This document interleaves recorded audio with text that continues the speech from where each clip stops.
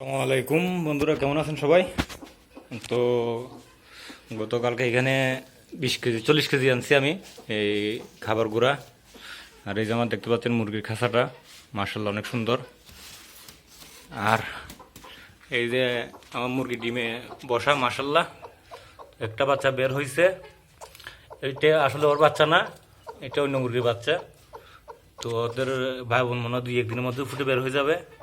তো এগুলো আলাদা করে ফেলবো। আর ডিম যেগুলো আছে সেগুলো আবার আমার মুরগির হচ্ছে টোটাল এখানে 10টা ডিম এটার আর কি। আর বাকি আছে 6টা। ওই 6টা বাচ্চা 2-1 দিনের মধ্যে বের হয়ে যাবে আশা করা যায়। তো মাশাআল্লাহ বাচ্চাটা দেখতে অনেক কিউট কিন্তু।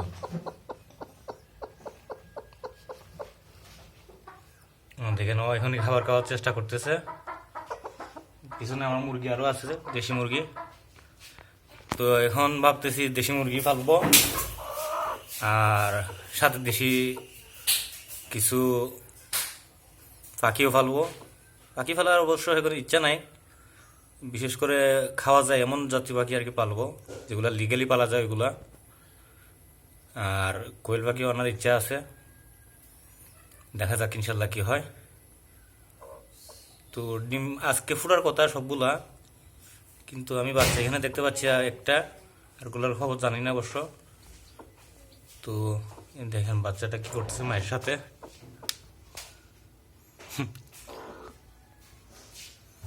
মা তো মাই হয়, সেটা আর কি আর বলতে হয়। দেখেন আমাকেও কিন্তু আমার মুরগি কিন্তু আবার ইয়া করে না। তোর নাম হচ্ছে লালি আমার মুরগি এটা। তো ওর বাচ্চাটাও দেখেন চলে আসছে। ওর বাচ্চা না হলেও কিন্তু ও রাখছে আর কি। তো যাই হোক, তো এর নাম কি দেওয়া যায় একটু বলবেন সবাই।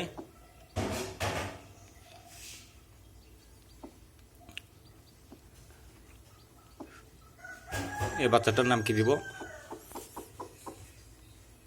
সবাই একটু জানাবেন। যা, ওর আম্মুকে ডাকতেছে। আর এই ডিমগুলো ঢুকাই দে, নে। এই তো ঢুকাই ফেলছে, এইটাও নে।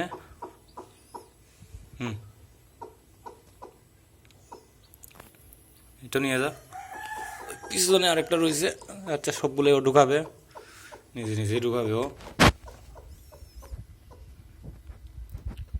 তো এরকম নিয়ম না আসলে একসাথে ডিম এতগুলো দেওয়া। তো 16টা ডিম হয়ে গেছে এখানে। তো 6টা ডিম আজকে কালকের মধ্যে ফুটার কথা, দেখা যাক কি হয়। নাহলে ইনকিউবেটর ইউজ করতে হবে, এছাড়া কোনো উপায় নাই। তো সবাই দোয়া করবেন আমার মুরগির বাচ্চাগুলোর জন্য, আর লালির জন্য বিশেষ করে দোয়া করবেন। ও বেচারা অনেক কষ্ট করতেছে, তো ওর জন্য স্পেশাল খাবারও আছে কিন্তু। তো সবাই ভালো থাকবেন, সুস্থ থাকবেন। আর লালিকে আপনাদের কেমন লাগলো অবশ্যই কমেন্টে জানাবেন।